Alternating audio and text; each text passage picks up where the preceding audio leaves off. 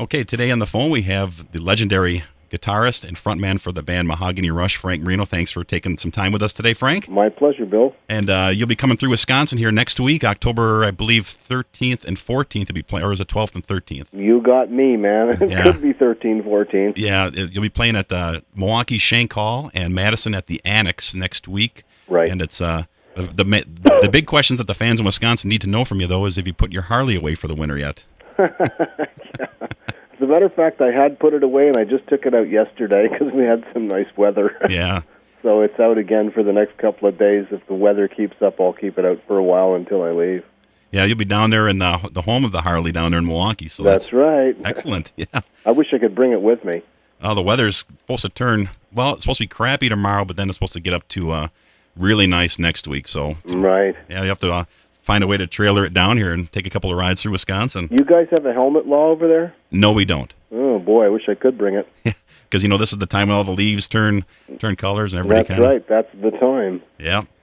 And, Frank, the last time you played in Madison was 1983, so it's been a while since you've been back to that city, and that is the capital of Wisconsin. Do you have any recollections of playing Wisconsin? I do remember playing Madison, and for some reason I think I remember the place. Do you remember the name of it? Yep, it was called Headliners. I think I do remember that. Yeah, it was. I can't say I have vivid pictures, but I certainly remember being in Madison, Wisconsin. Yeah, it was the day after your birthday, and I think you had played in St. Louis the night before, and you were pretty well. You looked tired because I stood outside your tour bus for 2.5 hours, waited for you to come out, and you came out and shook my hand. So that was great. But yeah, it was. You seemed tired that night. I think you had kind of really put on a big show in St. Louis the night before, from when I remember talking to some guys. I think on this one we're starting in Madison. Yeah, I think, you're doing Chicago, then you come up to Madison, and you go to Milwaukee, I think. Isn't it the other way around? Yeah. I think we start in Madison. Yeah, you may be right. No, we start in Milwaukee, then we go to Madison. Then to Chicago, right? That's right. Yep. Yeah, and another question here for you. Back in the mid-'90s, you retired from the music industry, and you were still, in your 30s at that time, so you still had probably some good years of music in you. Did you have any regrets about your time away from the music business? No, not at all. I didn't retire with any kind of regret or feeling like I was walking away from something that I loved. I mean, I was never leaving music, and that's really the thing I love. I was just leaving the business of music, and that's the thing I hate. Right. So in a sense, I was quite happy to have done it, but I truly didn't expect to go back and do it again. I mean, it was as much a surprise to me as anybody else when I started doing it again in the late 90s. I certainly didn't ruminate over it or look for a way to do it again. It was really a question of meeting fans at the website who kind of talked me into it, and we kind of eased ourselves back into it. It wasn't like we just sort of jumped on in. We did one gig one year and a couple of gigs the next year, and we put out a record that was kind of not even on a label at first, It was just kind of like easing back into it just for the sake of having the fun. Right. When you went away, there was no announcement or anything like that. You just kind of stepped away, and I know that a lot of your fans. I always found it's a little bit strange to do farewell tours and announce, I'm leaving, I'm going, please stop me, which seems to be kind of like why it happens a lot of the time, But we've never really been a big, monetary commercial machine. And I think that perhaps a lot of the bands that do that figure, well, we made good money doing it. Let's do one last kick at the can. Let's make it a farewell. We'll, sell a lot of T-shirts and blah, blah, blah, But it was really a question of me just, hating the business so much. I'm such an anti-corporate person in my daily life, that I just said, oh, man, this just sucks. Like, I'd had enough after all those. It was 23 years I'd been doing it, and I'd seen the business change from having originally been fun to being just this completely awful corporate monster. Right. And I just didn't get any kicks out of it anymore. Yeah. Speaking of that, you recently released your new CD, REalLive, and it seems to have a fire that really is lacking in some music today, or most of the music today, but you really have an energetic performance in that CD, and it's one of the best CDs I've heard in a long time, and it's just a great CD. And is this something that was just the feeding off the crowd, or I think it's basically REalLive is kind of a representation of one night on the road. It's pretty much like that every night, and it's just the way we play. It wasn't particularly, I won't say, oh, that was a particularly great night. It was a good night, obviously. We had decent, to me, a good night is you had decent sound. So that night we had decent sound. And whenever you have decent sound, it's pretty hard to not play well. Right. And it's pretty hard to, and when you do both of those things, it's pretty hard to not get people interested. So really it all kind of starts with the sound. But, you know, I have 27 other hard drives from that same tour I haven't even looked at yet. And now we're going out and bringing the recorder with us, and we'll have another 12 because we've got another 12 shows to do. So we just keep recording everything, and as you know, or as you may know, we really don't do the same exact thing every night. Mm-hmm. So we pretty much have a lot of variety there. I think the fun and the fire that you talk about, it sort of comes from the fact that we're not thinking about it. It's, you know, our minds are wandering, and we're just inventing as we go, and I guess that comes out fiery when you get a lot of, when it works with an audience, that's what happens. Yeah, that was just, it's such a really crisp and clear sound to that record. The guitar just sounds amazing, and it's just a phenomenal CD to listen to. I actually take more, how would you say, I actually am more, feel better, okay, about the fact that when people tell me it sounds good, mm-hmm. than when they tell me that, you know, the playing was good, or the songs were good, or the performance was good, because as a producer, you know, as an engineer-producer, I kind of take comfort in the fact that I can still do a pretty good job, you know, mixing stuff and editing stuff. And I don't know, maybe it's because I've you know, been a guitarist for so long and known as a guitarist for so long that when people come forward and say, gee, I think you did a good job on the actual production and the sound, I guess it's more of a feather in my cap personally. Yeah, that leads to my next question about your re-releases, some of your earlier, like, 90s releases. You recently remastered and released your double live CD. Right. You're From the Hip CD and Full Circle. That's now, right. Did you take some of these experiences from doing REalLive into remastering those records? Oh, yeah, I definitely. I mean, I learned a lot doing REalLive. I mean, I've been doing this for 30 years, but doing REalLive, we had this big, huge edit that had to be done because there was some missing music, and I had to resurrect it basically from a bootleg. And so I learned a lot of things about, you know, I learned a lot of new ways of doing things, especially with the digital recorders, that it's a good thing I had the basis in tape editing, you know, early on in my career, because I did almost 40,000 cuts on this thing to resurrect it. When I went back and did the remasters, it was definitely a help to look at them with these kind of fresh ears. Right. Because, you know, those remasters were done of records that I had originally okayed when they mastered it originally, and I guess my mind was in a different place, because if I could look at that record now and say, gee, you know, it doesn't have, you know, the bass isn't right and the highs aren't right, then something obviously changed in me to see it differently like that, and people tell me they think it's better, so. Well, like, when you do if in the future now, when you're recording, how can you you know, there should be never remasters anymore, because everybody's pretty much remastering their catalogs, and like when you record new stuff, you should never have to remaster it unless, you know, 20 years down the road, like most of new crazy stuff, I suppose. Yeah, I think that's what happens, is you end up getting a fresh perspective on things based on the you know, the current things that are out there and what you've been hearing. I think that my career, musically and sonically, has moved in a direction where, over the years, my experience as a producer-engineer have grown towards trying to make things sound a little more natural and organic, mm-hmm. rather than more electronic. I sort of started very electronic when I was younger, and then moved, and I've gradually become much more organic. So when I'm looking at a master or a mix, or even the recording of an instrument live off the floor, I'm kind of looking for a reality, kind of right-in-your-face type of reality that I wouldn't have necessarily looked for in the 70s. In the 70s, I might have wanted to have a little more reverb and, you know, more delay and kind of create a kind of an image of something. Right. But now it's more like I'd like it to sound like the instrument. Yeah, you know, if you listen to your 70s releases now, like your first three, like Maxum and Child of the Novelty and Strange Universe, they hold up very well today for sound-wise. That's an amazing feat, an accomplishment on your part. Yeah, and believe it or not, the Canadian record label that I'm with, I think they just acquired the rights to those three records for Canada. And the guy from the label said to me, how would you like to remaster those three, and we'll put them out again? And I said, oh, wow, that would be quite a trip. Oh, that would be, those records in the 21st century would sound fantastic, because they already do sound great. So, mm-hmm. Excellent. Yeah. Another question for you, Frank, is you have 3 daughters. Do they ever make you sit down and listen to the music that they like? Well, believe it or not, Bill, they listen to the music I like. Excellent. Excellent. They make me sit down and listen to the Beatles. Well, that's great. And they'll say stuff like, "Hey, Dad, have you heard this song?" It's like a Beatle tune. Right. Right.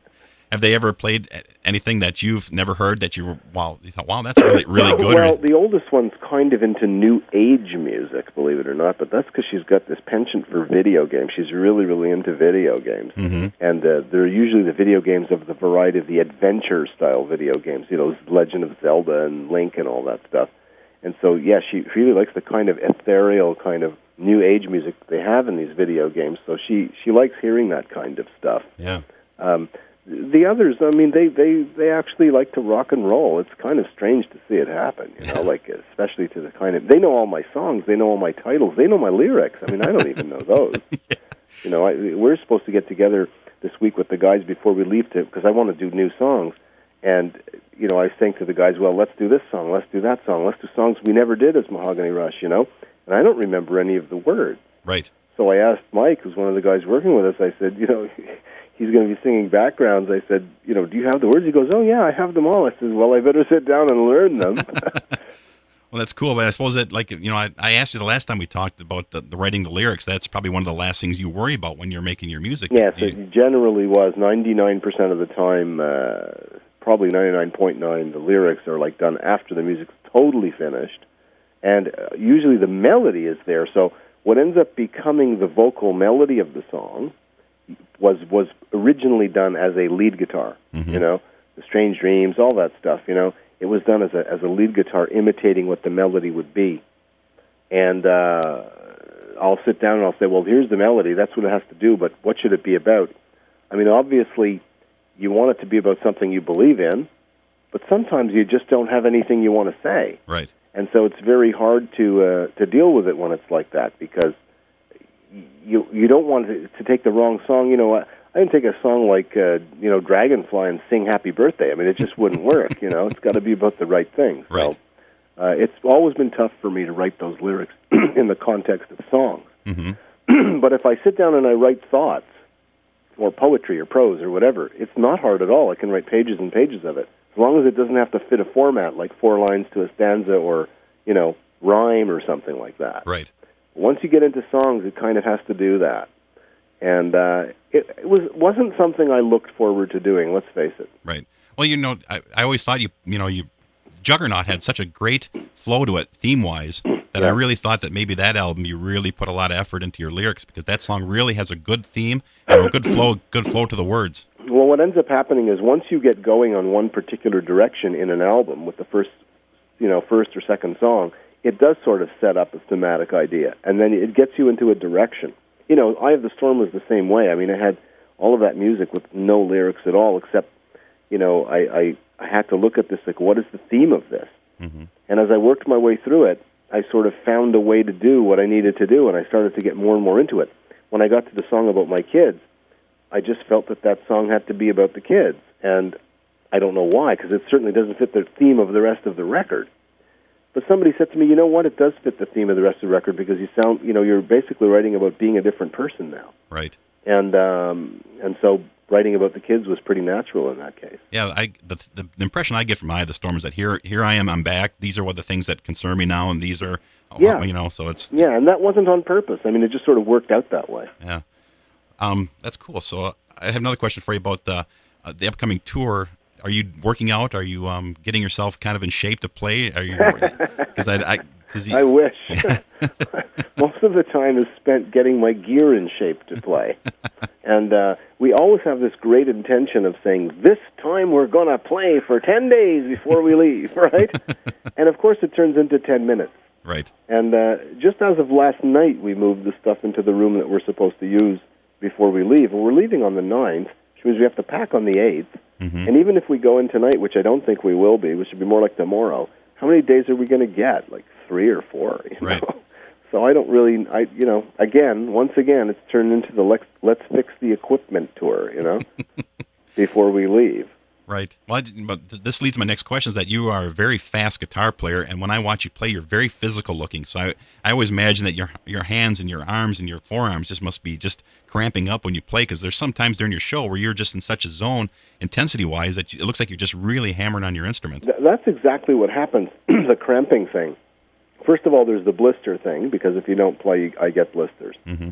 And then there's the cramping thing. And usually, if I don't have some kind of time before we go out, I'm going to get those cramps for at least 3 to 4 gigs, if not 5.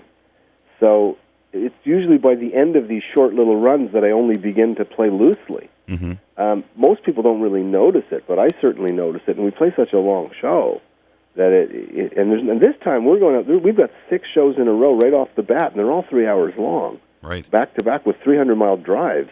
I mean, it's not going to be easy this time. So I really better get into that room and do some kind of exercise, because at my age, I can't cheat anymore.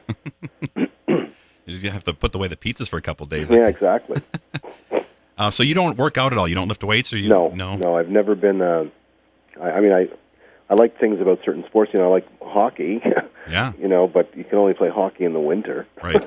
I see that the NHL's back in camp today, so it certainly is. Yeah, it must be a big day for you, huh? Well, it's looking okay. As a matter of fact, I'm going on a radio show today, a little later on, because they invite me for the Montreal Canadiens radio show when they talk hockey at the beginning of the year and stuff. Oh, cool. Because I'm a big hockey fan. Excellent. But I have to tell you, from what I've seen of the preseason, I'm not impressed. The new rules. There's like 14 power plays a game for each team. It's like you're watching like 50 minutes of shorthanded hockey now, and I hope the season isn't like that. Well, they're trying to probably Americanize the sport a little bit for you. Well, I think they're trying to clean it up just a bit too much. Yeah. Yeah, there's no pro sports hockey team in Wisconsin. We have a minor league team in Milwaukee and the UW Wisconsin, which is based right in Madison. They have a really good college hockey program. Yeah, they have an absolutely good one. There's a lot of NHL players that came out of it. Yeah, Chelios and Curtis Joseph, and they that's really right. put out some and Chris Chelios played for Montreal for a long time, and he's like Hall of Fame defenseman. I mean, we're not talking about a slouch here, or an also-ran. We're talking about a guy that made it happen. Yeah, and he was in the league. He's out of the league now, right? He was in there for 20 years or so. I could never really understand why. Why the American college system produced so many great defensive hockey players.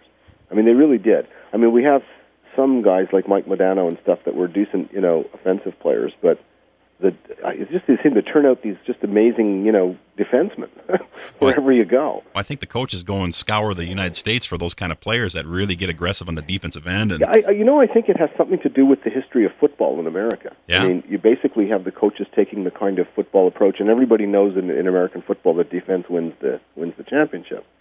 And so they're building. They've got this defensive-minded concept, and that makes for great defensemen. Yeah.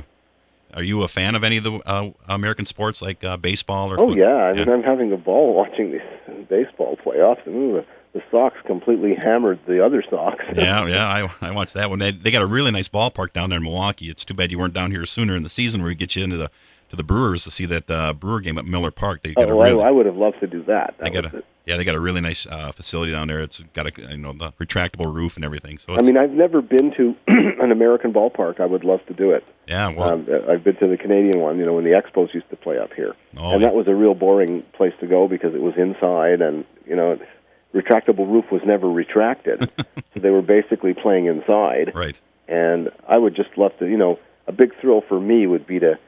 I don't know how you guys over there feel about the Cubs, but I'd love to go see the Cubbies play at Wrigley. Yeah. Well, growing up, I was, Channel 9, the Superstation in Chicago, they were all over the United States, and everybody in the country would watch the Cubs game. So well, that's baseball. Like, it's outside in a park, Yeah.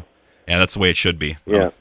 They kind of ruined it when they put the lights up there a little bit, but took some of the mystique away. Yeah. Yeah, but another question for you is, you've always been really open to your fans recently for meet and greets after the shows.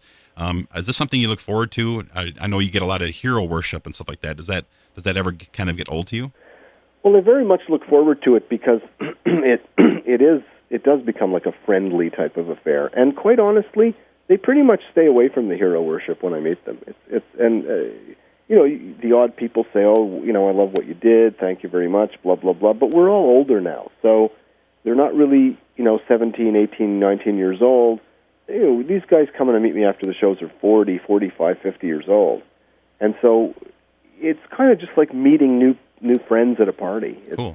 Everybody's got an interesting story. Everyone does an interesting job. Guys have interesting lives. We talk about all kinds of other things besides music. There's a lot of people into software and programming and all kinds of other walks of life.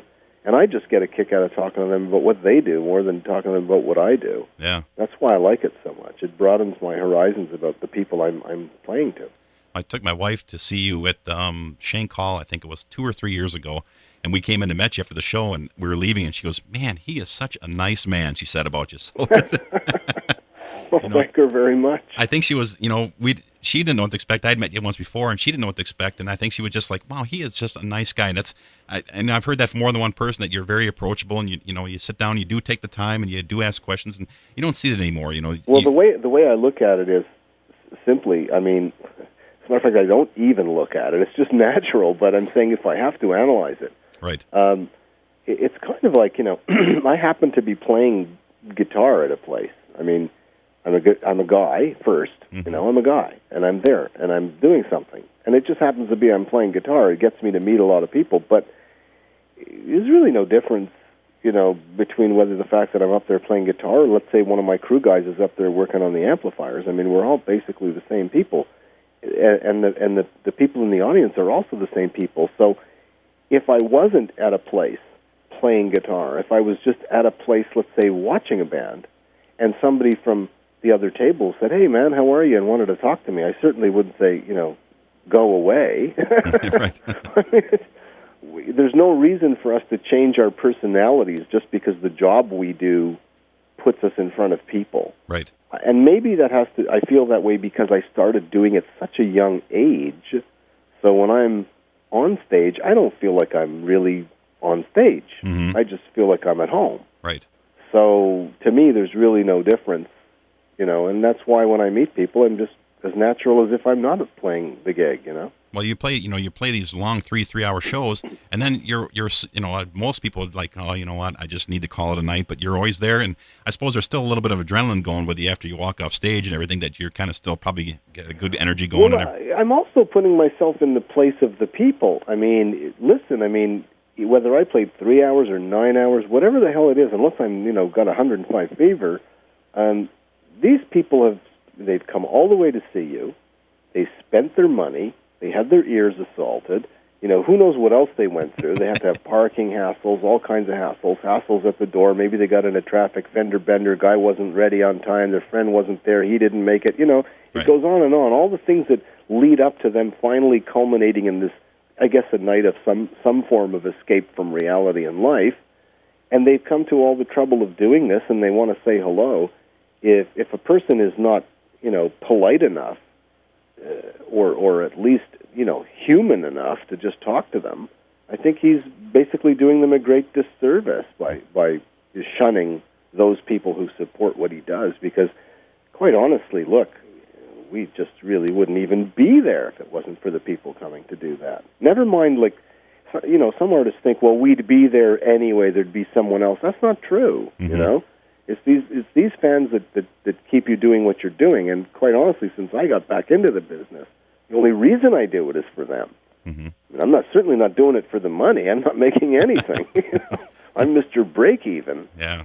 So, that's the first time I met you in 1983. I know that you looked tired, like I said, and I walked up to you, and some guy said, "No, kind of leave Frank alone," and you went, "No, that's cool," and you invited me backstage, and that's something I'll never ever forget from you. Well, that's what they do. These road managers and people that run the business. They have this wrong impression of the way it should be. Like in the old days, like when I met you way back, and even before that, in the mid-'70s and stuff. They walk around like there's a kind of a class system or something. Mm-hmm.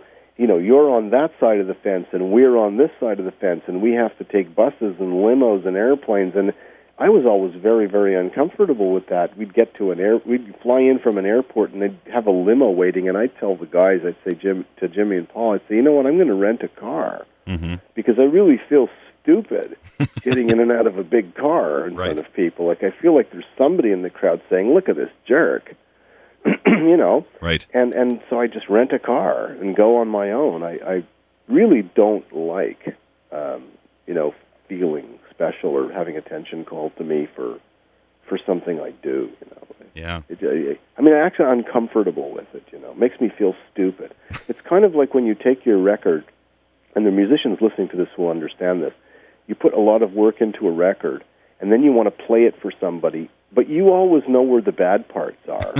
And so when you're playing it for them, and it doesn't sound quite the same on their system that it did on your system, and so as certain parts are coming up, you sort of talk over them, like, have you got a cigarette? You know, because you're trying to, like, misdirect them. And there's a lot of guys out there listening to this, they're going to say, yeah, they do exactly that, you know?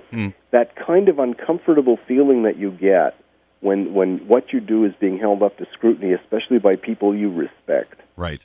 And I respect fans. I feel weird about getting in and out of a limo or acting like a big-headed, you know, because I know if I was in a crowd and I saw that, I'd be saying, look at that jerk, you know. Right. Does that put a lot of pressure on you? Speaking of, you know, when you listen to it, when you play your songs for somebody else, does that put a lot of pressure on you when you do finally master a CD? Do you take it out in your car? Do you listen to it in your car? Do you listen on a boombox? You try to, you know, listen to a different area? I have to do that as part of my job as a mastering engineer. I have to know, okay, I did something at 120 hertz. What's it going to do on a boombox where it might be boosted at 120 hertz, you know? So I have to go listen to that and come back and scale back the mix. But one of the pitfalls of being the producer, engineer, and all that stuff is that you just never get to enjoy your stuff the way you enjoy other people's stuff when you hear it, you know?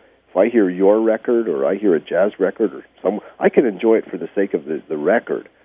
But when you're working the record, you're always looking at it from a technical standpoint and, you know, there's too much bass, there's not enough treble, the vocal's too loud, the hi-hat's too low. You're always doing that, and it takes away the ability to even enjoy your record. Consequently, as soon as a mix is finished, done, mastered, and delivered, I never hear the record again, which is why I don't remember any of my lyrics. Right. Well, when you went back and did the remasters for Full Circle and Double Live and From the Hip, did it bring back, like, wow, you know, this mix wasn't too bad, or did you see? Yeah, it did. I looked at parts and I said, well, why am I doing anything? It seems to be okay here. Right. You know, but then I thought, well, I've already taken it in a certain direction with the other tracks. I can't sort of not do it on this one. So basically what I did with the remasters was I looked at them from the point of view of modern sound systems, modern car systems, Walkmans, cell phones, and I said, you know, what's this? What are these things going to sound like with this frequency with today's modern systems? And I had to make changes because of today's system. Right. Because if I listened to them again on some of my old equipment that I did them on, I'd have thought they're fine, and I wouldn't have changed a thing. Right. That's they sound amazing, and I know they do sound very modern. You know, like I listen to probably 99% of my music I listen to in my car or in my truck on the stereo, and they sound really just real fresh. So that's well, I wish I could have remixed them rather than remaster them, because then they'd really sound better. Yes. You know, but when you're mastering it, I'm telling you, it's a pain. There's a lot of guys listening to this that are doing mastering at home or they're doing it professionally, and they're going to say, yep, he's darn right about that. It's a pain to take that stuff and say, you know, it's already mixed. It's like taking the cake that's already cooked and saying, guess what? It's too sweet. Oh, yeah. How do we get rid of the sugar? Right. You know? Or it's not sweet enough. Are we going to cut the cake open and add sugar to it? You know, like, it's really hard to do that. And it's like, you know, the bass, not just the bassiness of things, but let's say the bass guitar itself is too loud. What do you do? Right. You know, and you've got to start using, you know, fancy EQ trick number 547 to try to make that not be a problem. So it becomes a real sort of analytical thing and less creative, less artistic for sure. Yes. But if you give me the mix, then all of a sudden it becomes a creative thing. If I have the individual instruments now, I can actually do like the remix of it. Then I can certainly make it even better than it was. But in mastering, there's just only so far you can go. I suppose with remixing too, you're kind of playing into the fact that, well, this is how it's supposed to sound. You don't want to go to you know, a masterpiece by Da Vinci and repaint it because exactly. But sometimes what ends up happening is you look at it and you say, I didn't know I wanted to do X, Y, or Z then and didn't know how, so I settled for this. Mm-hmm. But now I can do what I'd wanted to do. And so you can change it at that point. Right. Well, and again, you have to be careful because you can change it forever. Yeah. They say it takes two people to make a great piece of art. One to do the artist, and one to tell them when to stop. Because artists will just never stop. Right. And I don't like to refer to us as artists, okay? Mm-hmm. It is an art, but I find it's a little pompous to call us artists. I prefer to think that we're musicians. We're minstrels. We're the guys that entertained the guests while they ate supper at the behest of the king, We're basically the court jesters. and so we're providing music. We're providing background music and a little bit of escapism for people's lives. So I wouldn't quite put us on the level of artists, although it is an art to do what we do. And it should be. Right. Well, you're using tools in a different way, like an artist uses paintbrush. Exactly. You're putting a sound painting together in there, but you're just using a different tool. So, yeah. Mm-hmm. Yeah. Do you demo a lot of your music? Like when you were out on the road, you said you take hard drives and you record. Do you record your sound checks? Do you demo Everything. a lot? Yep. Everything. I mean, the recorder, from the moment we walk into the hall, as a matter of fact, when you were at Shank, the recorder was running. That whole show is multi-track recorded. Excellent. So from the moment we walk into the hall, it gets turned on, and that's it. It stays on, Mm-hmm. whether we're eating or sound checking or whatever. It just stays on because we're not actually there to make a record. We're just there to do our thing, but hey, why not have this thing record us while we're doing it, just in case one day we look at it, we find out that there's a song there or something. Right. So do you do a lot of your writing that way when you sound check and all that well, stuff? Well, now, yeah, it's way cheaper than the studio. Mm-hmm. Yes. If you take your studio with you, hell, you're getting a sound check every day. It's almost like the hall is giving you the studio time for free. Right. So do you record your rehearsals and everything too, or just? Yeah, pretty much. Yeah. Pretty much everything's always running. It's Right. a little expensive on the hard drives after a while, but because you don't want to ever erase one, Mm-hmm. so you just end up getting a new one. But drives today are like $80, $90. So you figure that drive's going to take care of a whole show. So you spent, or maybe even two shows. So you've spent like $40 that day. It's like buying ink for your printer. Mm-hmm. Well, it's kind of cool that you do record. You do record those. Too bad us fans could never hear those someday. But you will. I'm sure you will. I just don't know if I'll ever be the guy that gets the time to put them together. Like at some point somebody's going to put them together. Yeah. It may even be me, and it may be that I'll just put them together and stick them on the website for free. Right. Because it's really, like I say, the intention is really not to go out there and make records for the sake of making records and selling them. Mm-hmm. I'm a very, very bad businessman. I'm very, very uncommercially minded, and my God, how many years have they been asking me to sell T-shirts? Right. So now they're taking out some T-shirts, and they came to me with these T-shirts, and they said, "Look, we made T-shirts, and we're going to sell them." And I'm like, "Yeah, okay, whatever." I'm not very conscious of making dough, man. I should be, but I'm not. Did they, back in the 80s, back when like the music video thing really broke, did they come to you and say, we want you to make a video or anything like that? Or did they ever report you about that? Early on it was suggested to me, but I never believed in it. Mm-hmm. And they said, "Well, you're crazy, you're going to get yourself, pushed out of the business. This is the way it's going, get with the times. People want to see videos." And I'm like, "Well, whatever." I don't want to do them. I don't find them interesting. I find them almost like sales tools. The rock video to music is very much the 1-800 to television shows. The infomercial, and it just seems strange to me to have a song playing and a guy, walking down the street lip syncing his words and moving his mouth far too much. Like when people talk, they don't move their mouths that much, but when they sing on these videos, everything's like accentuated, and I find that very, very strange. Mind you, it wouldn't look very good if the guy was sort of, looked like a ventriloquist or something while his song is going. So I guess the directors are telling them, accentuate this, move your arms, walk like a girl. I don't know. Yeah, I think that a lot of the music videos now they've rehashed so many of the old techniques and styles and basic themes of the music videos that there's nothing really even exciting out there anymore. My God, it's awful. And you see those old, even I'm going to say something to get me in trouble. But even those ZZ Top videos, it was like, what is happening to rock and roll when you've got to have chicks and cars and long beards to the ground, and and with Kiss with all the explosions and what's going on with that? Did this all start because Ozzy used to bite heads off bats? I mean, I don't really know, but I just know that something has happened, and the music part of music has really been relegated to the background. Right. It really has, and that's a little bit sad because we are musicians. Mm-hmm. We're not actors. Right. We're musicians. We're supposed to be playing music. We're supposed to play concerts for people, not shows. And I hate to call them shows. I'd like people to say, we went to the Mahogany Rush concert, and we sat down and they played some music. And guess what? Some of it was in the key of F sharp. It should really be a concert. It should be a musical experience. And there's plenty of other things in the world for visual experiences. There's video games, there's television, there's movies, there's amusement parks, there's all kinds of things. But why should we turn music into a totally visual experience? It's amazing about your shows because they're not. I mean, they're visual to an extent, but they're also your music's out there. It's out front, and but once in a while you'll throw something in. You'll play with your teeth, something like that. It's a little bit visual, but it's also really cool. And but I don't like doing that. No, I actually don't like doing that, but I do that for them. Yeah, it's really kind of a. Let's put it this way. Let's say I was playing to an audience of 16-year-olds or 17-year-olds that had never seen me before. There's no way I'd play with my teeth. Mm-hmm. There's no way. I do that for the fans, for them. Some of the songs I do for them. Sometimes there's songs I don't really want to play.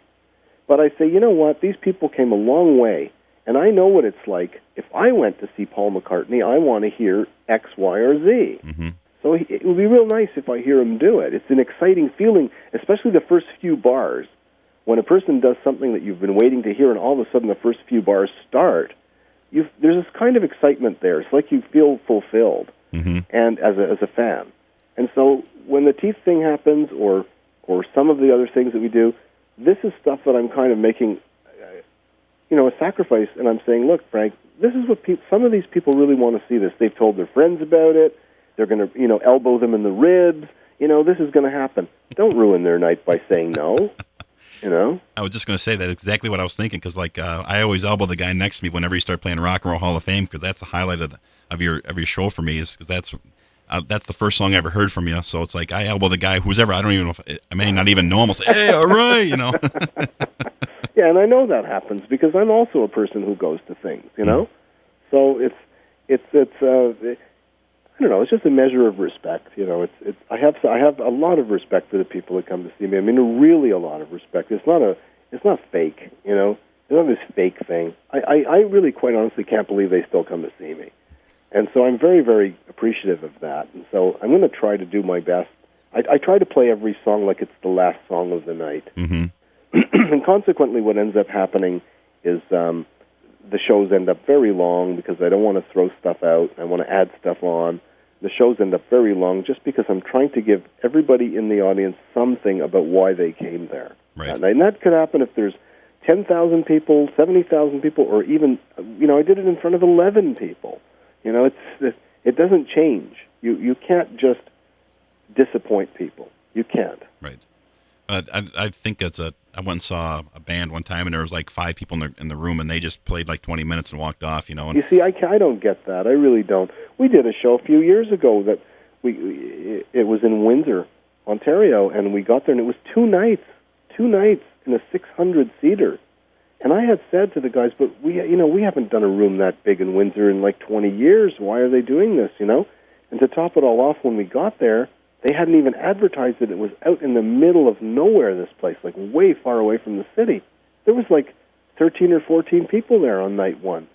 Wow. And my guys basically said, oh, no, like, what are we going to do? Should we cancel? And I said, what, are you kidding me? Cancel? Like, those people paid money.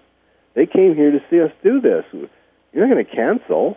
I mean, well, they'll understand. No, they're not going to understand. They're going to feel disappointed. We're going to go out. We're going to play exactly what we would normally do, and that's exactly what we did do, except we asked them to bring their chairs up to the stage, and they sat around us like they were in the living room. Oh, that's great. And so many bands nowadays would just thumb their nose at you, and we got so much attitude from that one show we went to. It's like, we paid a lot of money. We paid, I don't know, $30 a ticket, and for them to play 20 minutes, we never got a refund. So it was. Well, let's put it this way. Let's say a band was going to its its jam room, for instance, okay? Because bands have jam rooms or practice rooms, whatever you want to call them, right? And let's say they're going to the jam room or the practice room, and while they're in there, they're there to play their music, and somebody comes over with friends. And let's say 4 or 5 friends walk into the jam room and sit down on the couch. Is the band going to say, oh, let's not play because there's 5 people here? You know, they still play. Right. So what's the difference? Yeah. It's not about fame. It's not about how many people like you. It's about giving whomever what they thought they should get. If I master a record or put out a record, people say, why don't you allow bootlegs? Why does it get you mad if people, and it does, it gets me really mad if people take bootlegs of the show. It gets me really mad if they take video of the show. I don't like it. You know why? Because they don't make it look good or sound good. Right. They just throw it out there. It sounds like crap. And basically, you should be able to put your music out with its best sound and its best look. And if fans could tell me, I guarantee you I'm going to bootleg your shows and they're going to sound like REalLive and they're going to have a really good sound and everything, I'd say bootleg away. Do it. Yeah. It's really about presenting the public with what you feel is deserving of their respect. You don't want to just throw crap at them. And we've heard far too many crappy-sounding records. Mm-hmm. The whole reason people started downloading in the first place and not buying records anymore was because they got tired of hearing one good song and finding out they paid $20 and got 15 crappers. Right. And they said, hell, we're just going to try it out before we buy it. The industry doesn't understand that. They just want to take them to court. But I don't agree with that, Right. But I also don't agree with just surreptitiously recording people and then throwing it out there, especially for money, when I see it on eBay and people are selling it. It's not so bad if they're trading it. Right. And they do trade it on my site. But, if they're selling it, it's like, hey, not only are they making bad recordings, but now they're selling that stuff and making a fortune on it. Yeah, you alluded to your website. I wanted to kind of go on that real quick. I don't want to keep up all your time here, but your website is www.mahoganyrush.com, and it is a great source for info regarding you. If people want to find out like your tours, just your thoughts and everything, it's a great website to go to. I'm pretty much always on there. Was it amazing for you to come across it? I know you'd said you were kind of doing some family research, and you found this website. It must have been just an amazing thing to come across. Yeah, I was totally flabbergasted. I didn't know we had that many fans. I was a guy that quit the music business and thought, well, better luck next time. Mm-hmm. And I find out we have all these fans. I wish that I'd known that in the years that I had quit. If I had, maybe I hadn't quit. But it was really getting hard to figure that out. Mm-hmm. And the business was just always in the way, like this big monolithic monster that stops you from doing what you want to do. It reminds me of a video game where the character needs to get to the top of the mountain, but there's a bunch of boulder monsters he's got to fight on the way. Right. The end result is he simply wants to get to the top and see the end movie. Yeah. It's the same thing. The music business stands in the way of most artists and stops them from doing what they want. And we're not just talking about guys like me who've had a long career in it and who've been blessed enough to have been put in front of many, many people. I'm very blessed for that. Think about the thousands and thousands and thousands of other musicians that don't get the chances that I got. And the reason they don't get those chances is simply because this monolithic monster business decides arbitrarily that they shouldn't have a chance. That's like sick to me. That's like worse than like a repressive government. And that's why I hate the business. Do you think it's a double-edged sword for people that are like releasing music on the internet? Because there's so many bands out there that have kind of gone the way of just like, I'm just going to bypass the record companies. I'm going to release this stuff on my own. But a lot of that stuff doesn't really, sound-wise, it doesn't sound all the best. But do you think it's a double-edged sword for a positive and a negative for people who want to release artists? I think it might be, in a sense, not forcing the musician to put his best foot forward sometimes because he figures, well, what the hell? I'm just, the companies won't take me, so I'll just, and the key word there is just, I'll just put it out myself. Mm-hmm. So maybe he doesn't do his best work figuring I can do 50 of these things, and so tomorrow I'll do another one. Maybe there's a bit of a double-edged sword there, but it's not his fault. It's really the fault of the business that's forced him to think in that regard. Right. But if he really believed that anything he put on his website was going to be heralded by millions or seen by millions, you can bet he wouldn't put out that less than proper record. He'd probably work on it a lot harder. Right. And it's very much like going on a date. I mean, if you're going to meet a girl and go on a date, you're going to put your best clothes and wash your hair and get yourself all spiffed up. Yes. But if you go out like you just don't care, you're probably not going to get too many dates. Right. Yeah, I ordered a CD from Gary Moore, and it was just like, I've been listening to Gary Moore for 20 years, and I bought the CD, and it's like, it sounded like he recorded this in his bathroom. It just didn't have a really good fidelity to it or anything like that. It's like, I'm thinking this guy must be just kind of just trying to do it on his own, and it must, like I said, it must be a double-edged sword because it's also the reason that I don't do things often. Like in the old days they made me put out an album every 9 months, but now I do it every 4 years, 5 years, 7 years. I do it if I have something to do.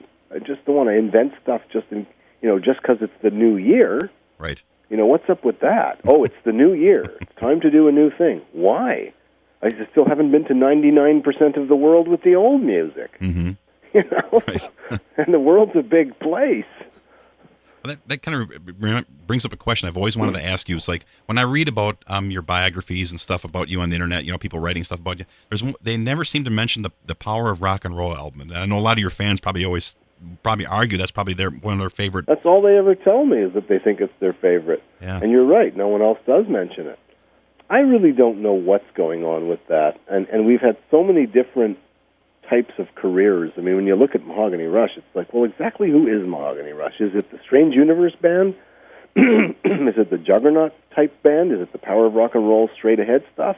Is it the psychedelic stuff from Eye of the Storm? Like, who is the band?